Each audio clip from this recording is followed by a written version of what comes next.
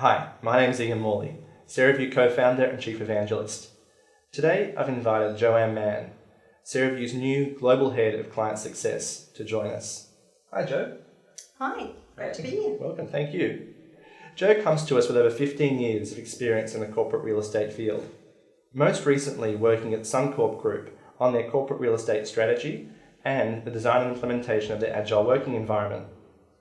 Jo, I'm sure you've got a million tips that you could share with us on companies considering moving to Agile working, but can we focus on maybe the top tips you've got, insights and secrets that might help companies moving to an Agile space? Absolutely.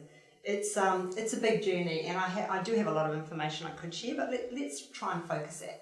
So the first tip I'd talk to would be one size does not fit all. So I think that's probably one of the mistakes companies make when they start this journey. They come up with a model for their organisation, or they get a consultant in to tell them what it should look like, and they don't actually have any discussions with the business. So I think in Suncorp we came up with a model that looked at how many of our staff through research were there at any given time, and we came up with a ratio of 10 to 8. So that means for every 100 people you would have 80 desks. Once we started talking to the organisation and the different business units, we found that size wasn't going to fit all. So you will have to alter your model and make sure you have those discussions. That'll actually help with the buy-in and getting people on the journey as well. So that was one of my tips I'd like to share. The other one is around the change management. So this is a huge piece to try and implement and change the mindset of people. So from a change management point of view, you have to look at how long is it going to take you to effect that change, and then how are people actually going to manage through that. So leaders are really affected by this change. In most traditional workstation or work environments, they're used to having their staff out the front of them, or out of their office. In an agile workspace, you have a distributed workforce. So how do you support the leaders and actually try to manage without having their staff right there in front of them every day? Give people choice in an organisation. So agile means you have a choice of where you sit, and then you have chaos. So how do you manage that with staff? There'll be lots of things that they'll throw up around workplace health and safety, around hygiene in the workplace. So there's some things you're going to have to do. Suncorp, we managed it through a 12-week implementation plan, but it took us another 12 months to get the maturity of people to understand this environment. That's good to understand. Yeah. And then I think you need to think about your reinvestment.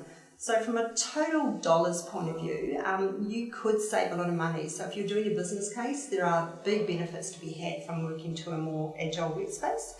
But then what are you going to reinvest, and what are you going to give back to your people? So what you're doing is you're taking away the ownership of their particular desk.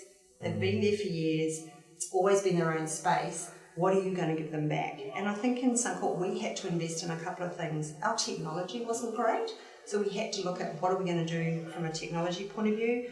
We also didn't know where our people were in any of our buildings. So we used Serraview as a tool to look at our occupancy, where are our people now, how is it being utilised, and how can we make some consolidation, I guess, in our space.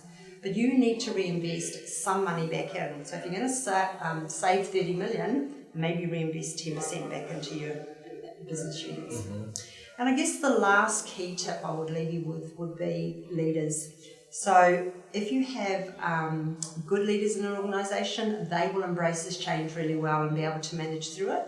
If you don't have good leaders, you're going to have big problems with agile working. So you have good and bad in every organisation. I don't care what industry it's in, but look at a leaders program. So we had to define what were our leaders' biggest pain points going to be, and how do they manage through that, and then support them on that every step of the way. Interesting, very interesting. How did you sort of deal with those challenging leaders that you may have come across?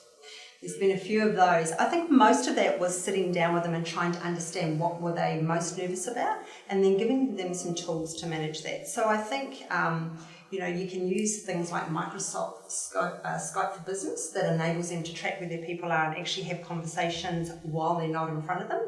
I think that's one tool. How to manage through change, how to manage conflict, and even right down to, I think, how are they going to meet their targets, and how do I check on their performance is another key thing from a leader's point of view. So it's how to manage that and giving them the right tools to be able to do that. Very interesting.